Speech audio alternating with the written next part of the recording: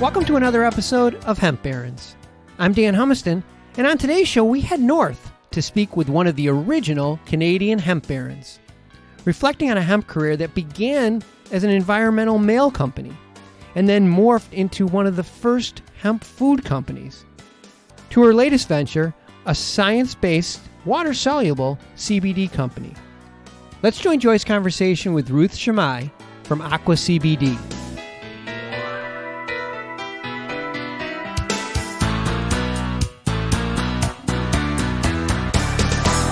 Well, what a treat to have you today, Ruth Shamai'smail. Thank you so much for being with us on Hemp Barons today. Joy, it is my great pleasure to be on Hemp Barons and to speak with you. The whole thing, wonderful.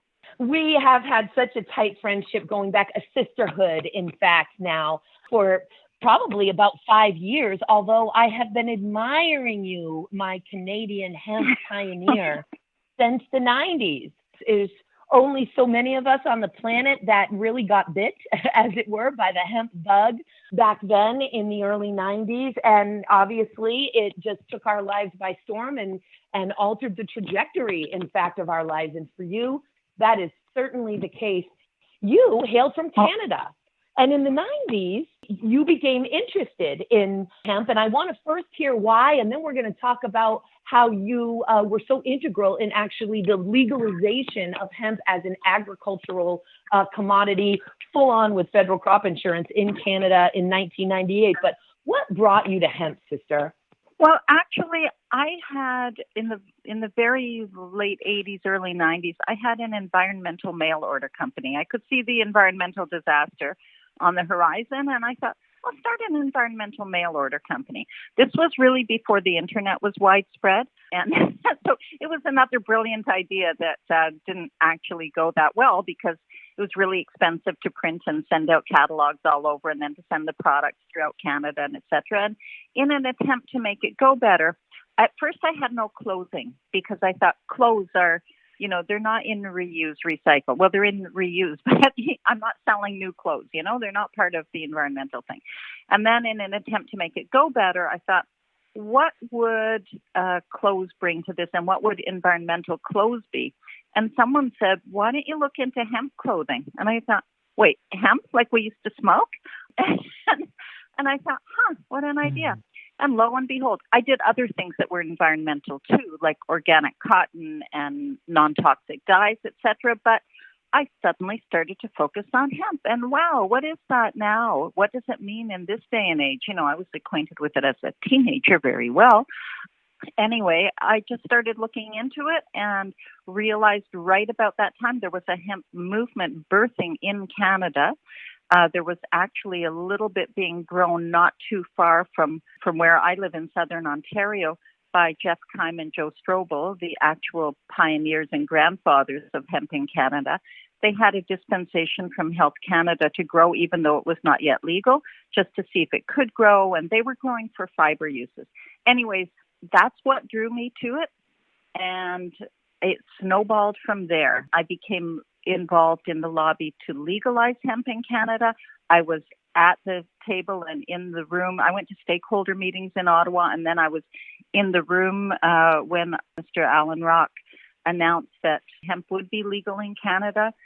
We did that in 1998, and I just went from there. Wow. And of course, I want to make sure that the listeners, and it's funny to joke for those of us who are well aware of the genetic differences between these low THC and industrial varieties, oil, seed, and fiber varieties of cannabis, as opposed to medical or adult use or sacramental varieties. But the cannabis that you were familiar with as a teenager was certainly not hemp. And we don't necessarily smoke hemp, although that is coming along for folks who want a non-intoxicating alternative to cigarettes and to marijuana. But remember that what we were smoking as teenagers was so low potency. We were smoking, leaves. Right? It might as well. Yeah, anything you could. Clearly, anything we could get our hands on. It's always so fascinating for me to hear how folks come to the plant and come to the movement.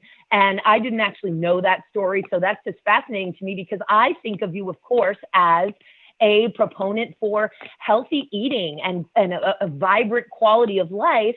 And I think of you as Ruth's Hemp Foods. You know, as a teenager, I had been also very interested in nutrition. I became vegetarian and was interested in macrobiotics and all this stuff. So in 98, when we legalized, I looked around and thought, wow, now I can do what I want. What can I do? You know, which part of this is actually relevant to me and would mean something to me personally, as opposed to the country that we did in legalization, and everyone can have a bit. But what do I want to do? And I thought, nutrition. I know a bunch about nutrition, and it's close to my heart, and I would love to see hemp products just on the shelves. So that's what I thought, is I'm going to take that super nutritious hemp seed and blast it out in as many ways as I can. You sure did. You sure did, Miss Ruth. Oh my gosh, 10 times over. And the first products that you had out there, what was your flagship Ruth's Hemp Food product in 1998? Hemp tortilla chips. You know, right from my inception, I said, we're not going to be genetically modified in any way. I believe I was the very first company that made that an explicit part of what I wanted to do and of the values of the company. Our slogan was your values, your foods. And then we laid out all of the different values that were in these foods. They all had hemp in them, but that's not exactly a value. Non-GMO, no trans fats, no sugar, you know, things like that. Those were the values. And of course, they all contained hemp. So that meant that I made organic corn tortilla chips with hemp in them. I mean, they were primarily corn, but there was certainly hemp in them, and in a variety of different flavors. And they came out in January 2000. It took that long, you know, for me to figure this out and get in touch with co-packers and find out what I could do and make the packaging. And then I remember the very first time I actually saw them with my own eyes. I mean, we'd gone through many tasting things and I had toured facilities, etc. But to actually see the finished package of Ruth's Hemp Foods hemp tortilla chips, oh my God, that happened in January 2000. Yeah, it was a big moment in my world. I love you so much, and you know how I feel about hemp and the movement and how we all got here, that I just have goosebumps all over me thinking about that moment when there it was, your baby had been birthed, the creation of the multi-flavored organic corn hemp tortilla chips, you know, right there, such a trendsetter. And so by 2000, you've got your baby has been born here. And then in 2001, here in the United States, the Drug Enforcement Administration, we started to gain some traction, of course, with the hemp movement and in the hemp industries here. John Rulak had started Nutiva, and we started to see hulled hemp seeds and hemp seed oil for human consumption on the shelves of health food stores back at the time. In 1997, the Bronner family began to introduce hemp seed oil into their line, their then popular already popular line, I should say, of soaps. And we had, you know, legalization happening in Canada. Well, in October of 2001, as all that traction is being gained, of course, the Drug Enforcement Administration puts out an interim rule stating that hemp seeds, whether they're sterilized or not, sterilized hemp seeds meant for human consumption would be Schedule I controlled drugs, as well as hemp seed oil meant for human consumption. And the HIA, the Hemp Industries Association, took the DEA to task in what are precedent cases and very well-known cases, Hemp 1 and Hemp 2. We filed that emergency motion in the Ninth Circuit Court of Appeals, but we couldn't have done it without plaintiffs who would be suffering damages. So we were sort of the number one plaintiff as Hemp Industries Association, with a number of plaintiffs. And Ruth, you were one. I was supplying hemp oil, or, you know, being a conduit, let's say, for hemp oil to other companies. So I worked with Anita Roddick from The Body Shop and many others. And I do recall the day I was standing in my kitchen and the phone rang and a little voice said, "Oh, hi, this is David Bronner." And I thought, no, what? And indeed, it was David Bronner from Dr. Bronner's. And I mean, every self-respecting hippie already had a gallon of Dr. Bronner's under their sink, right? I was well aware of the soap, And I just couldn't believe that he was calling me. And I started working with them to get them some hemp oil. And I had also attended, I think it was the third AGM of the HIA when I heard about the Hemp Industries Association. And Joy, thank you for your service as president now. But when I heard about the HIA, of course, I was in a hurry to get down there and meet them and do that. And I did. I became a member. I was at one time also a board member there. So through the newsletter, etc., I heard about the DEA action. Everybody knew about that. And when I heard that HIA, spearheaded by David Bronner at that time, the action, because he didn't want it to be in his name. He wanted it to be in the HIA's name, which is the kind of selfless and wonderful thing David would do. But he said, who's standing with me? And I said, I will. And yes, I believe there were 9 plaintiffs altogether. And I was one of them, even though I was Canadian. And I did catch a little bit of flack from my fellow Canadians about, well, why are you trying to make hemp legal in the U.S.? And I said, because, hemp is for everyone. So I was a petitioner in that case and put in what I could, which was not too much compared to David. But I did what I could, and I was proud to do it.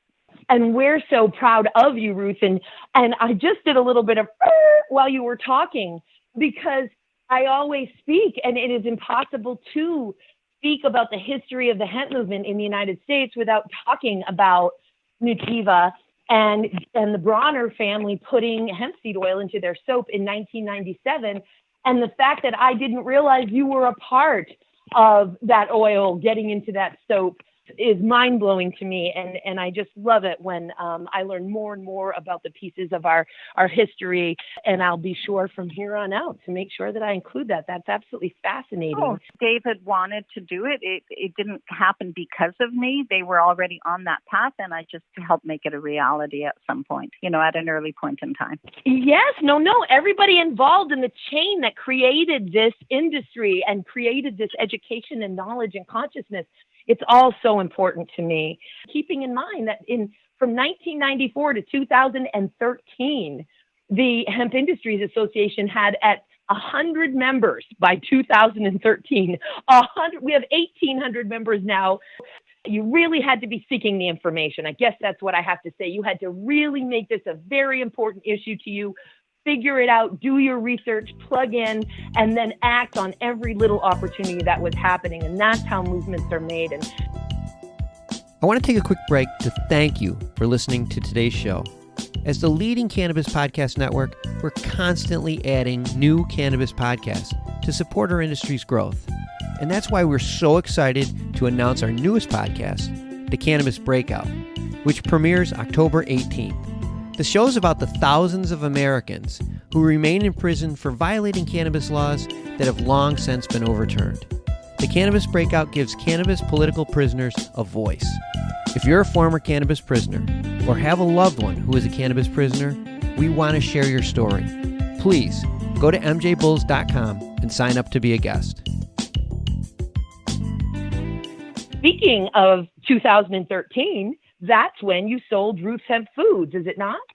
Yes, it is. Yep, it was just time to move on. And I sold it really because of the chia crisis, which was when I had put out a product, a cereal made with chia, hemp, and buckwheat. I put it out in 2006, and it rapidly became my bestseller. The editor of Time magazine phoned me and asked how I did it. And the most widely read Canadian newspaper wrote a quarter-page article saying it was the most innovative cereal in years. And it was rapidly my bestseller, and I was really excited about it. And then I called my supplier at the end of 2011, for my regular load of chia. And he said, oh, yeah, there is no more chia. Because Dr. Oz and Oprah had started talking about chia suddenly, and then the world had caught on. But the farmers weren't ready for it, because they didn't know that was coming. And suddenly the world was out of chia. And I borrowed money from my home to send to places for more chia. That didn't happen. I didn't get it. Didn't get the money either. And the stress was crazy. That started at the end of 2011. I persisted all through 2012 trying to get it, trying to keep everyone alive. And then the stores were mad, right? They were like, wait a minute, where's chia goodness? Because I had many other products. Ruth Hemp Foods made tortilla chips, salad dressings, many different types of bars, protein powders, of course, oil, hemp burgers, frozen vegan hemp burgers, many, many, many products. But Chia Goodness was what everyone was after. And when the reps went into the stores, the retailers would say, "Where's the Chia Goodness?" And when I borrowed money and thought it was coming, they'd say, "It's coming." And then, "Oh, no, it's not coming." That happened twice. And then I couldn't stand the stress. And plus I had staff to keep, employed and paid and everything. And I got an offer to sell the company, and I did because I didn't want the stress.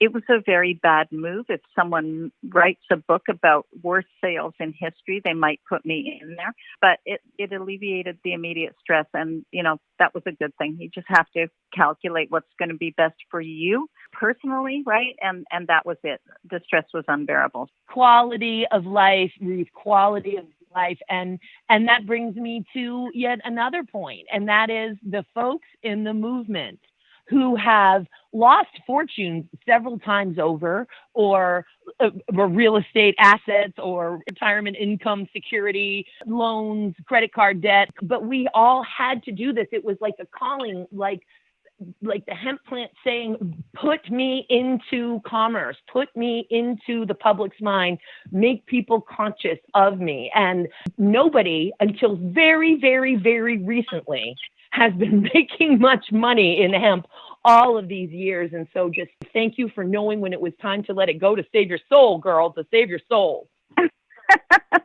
Had to do it. But you're so right, Joy, about what hemp was like in the early times. I mean, my hemp tortilla chips, I was very proud of them, but the reception in stores was largely, "Wait, you can eat that?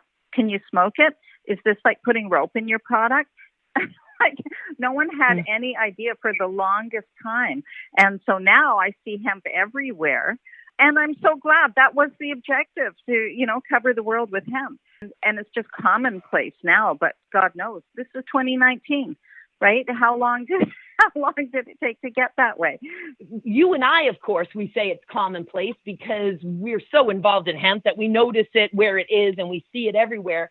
So much of a canvas for us to paint on and make it truly commonplace. And that brings me up to sort of the very current day, where about 6 years ago, hemp extract or hemp-derived CBD all of a sudden hits the planet. And for me, it was like a side blinder, kind of like I describe it as hitting me like a ton of bricks, where, wait a second, hold on. We're going to breathe the resin. We've been for decades now breathing that resin down, because we constantly have to tame the THC.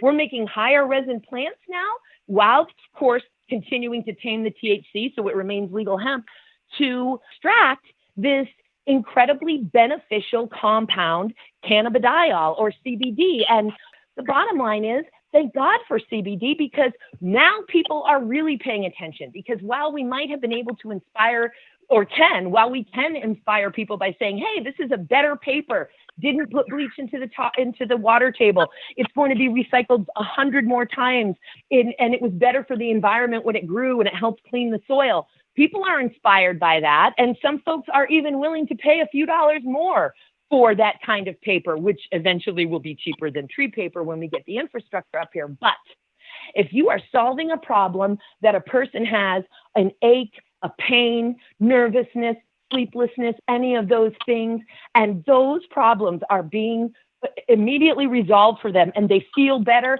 now they're really interested, and now they really want to know about hemp. And it's just such an incredible opportunity, this unexpected, almost Trojan horse that came in 6 years ago and said, "Here, let's give the world hemp-derived CBD and really put this whole movement on steroids."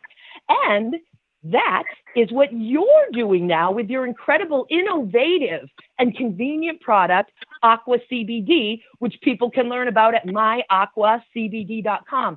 Can you tell us about this? Always innovating. You're so impressive, Ruth. Tell us about Aqua CBD.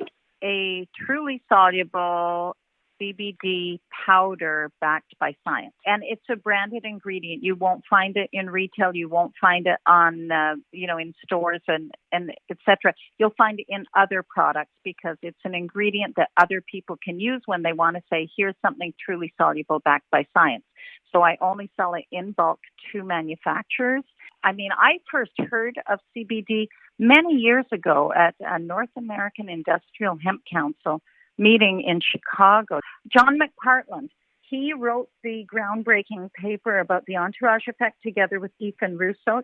And I met John McPartland at that NAIHC meeting, and we just hit it off personally. We enjoyed hanging out with each other, and he was all talking CBD, and I'm like, yeah, that's fine, but I deal with hemp seed. Like, I was so, and then when the world, right? Because I mean, I was totally consumed with what I was doing, which was all hemp seed and food. Of course. It was probably 2016, I believe, that I got a call from someone who said, hey, I hear you've been involved in the hemp world. And I said, yeah. And he said, will you help me make some CBD products? And CBD again, huh? You know, and then I plunged into that world. So I helped him for a while, and then I quit and then decided to do things for myself, which was pretty exciting. So I looked around and I thought, what does it need? I had already been in retail ad infinitum with all of my products, didn't want to go there again. So I thought a branded ingredient is a great thing when it means something, because the industry, very, very nascent and burgeoning CBD industry, when I looked around, I thought it needed two things. It needed some science and it needed some solubility, because as you know, CBD is oil-based. It doesn't easily dissolve, so it's more difficult to get into foods and also into our bodies, which are primarily water-based. And I thought it needed some science, because I was starting to see lots of claims, and now we see many, many more claims. None of them are backed up. I see so many things every day where they say, well, we're so bioavailable and, we're so easily dissolved and we help like this. But nobody backs it up with anything. So I thought, okay, I'm going to make a product. I know how to do this. And I set about that. And now we are about to see, finally, the soluble powder backed by science. 3 of them, in fact. One based on isolate, one based on broad spectrum distillate, meaning it has other cannabinoids in it, but not THC, and one based on full spectrum. So because of the methodology and the very small particle size, we can make a hemp-derived product, so it is fully legal under the Farm Bill, that contains THC under the legal limit, and yet because of the methodology and the small particle size, it actually has the psychoactive effect. For those people that want it, we have that, and I call it Aqua THC. That's absolutely fascinating. And I didn't realize, because when last we spoke about your Aqua CBD, I didn't realize that you were also working on broad spectrum and full spectrum water soluble formulas in addition to the isolate. So that is just an awesome advancement. And this want to deliver backed by science delivery systems and innovative technologies for the public so that they really can get the benefits for a price point that will work for them, that's actually affordable. And in order for that to actually work, you need CBD that is going to be absorbed by the body. I think, Joy, when I last saw you in the spring, we were already planning the broad spectrum and full spectrum. Well, certainly the broad spectrum we were planning then. About a month later that we had our first results from the full spectrum, which we had used because we had it. And it was really fascinating because we sent it to a lab. It came back with no THC. And I said, oh, well, that's weird because it had THC in it. And what happened? And the scientist I was working with said, no, it's below the detection limits. That's how little there is. And by the way, do you want to try some? Well, yeah, obviously. So we put that in water. Just my 20 milligram of active in one glass of water. And I drank that. And 5 minutes later, I knew it. I was shocked. I was wow. like, wait, but there was no THC in it. Oh, there goes my working day. And I said, how did this happen? And he said, particle size. It just went like straight into the brain, even though there was so little in it. So proud of you. So awesome. And I just love to see the folks who have dedicated themselves to this movement and to the plant putting out these just amazing products for people's general wellness and to alleviate their temporary symptoms from a variety of issues that we deal with as humans. And you're just amazing, Ruth. I'm so grateful that I was able to interview you today. And just thank you for everything you've done for the movement, everything that you continue to do every day. You grandmother of the hemp movement in Canada and North America, Ruth. Well, Joy, honestly, you're making me blush and feel really great. You're totally making my day. And look at all of the work you do. Everything you do in all aspects, you're involved with the industries, with this podcast, with Hempcrete, with food, with, so many aspects of the activism and actually pushing the knowledge out there and the whole movement forward. It's an honor to know you. We don't know how to do it any other way. And boy, is it the most glorious, fulfilling work ever. And as I often say, if you're looking for a place to belong, if you're looking for purpose in your life, let the hemp movement be your place. Let it be your purpose. A purpose-driven life is everything. And boy, do I have a purpose for you. So thank you for knowing your purpose and doing it so well and leading the way, sister. Until next time, thank you so much for being on Hemp Barons today. It was my pleasure. Thank you, Joy.